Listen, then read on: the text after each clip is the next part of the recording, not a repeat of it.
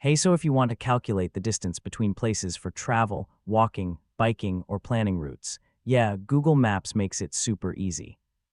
In this guide, I'll show you how to measure distance on Google Maps step by step in 2026. First, open Google Maps on your phone or computer. Search for the place where you want to begin measuring distance. Press and hold on mobile or right-click on desktop to drop a pin. Choose the Measure Distance option from the menu.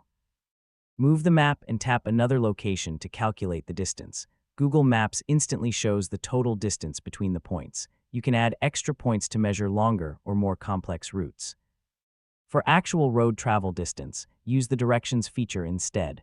Zoom in closely for more accurate placement when measuring short distances. You can remove points or clear the measurement anytime and start over. And yeah, that's it. That's how you measure distance on Google Maps for travel, planning, and navigation in 2026.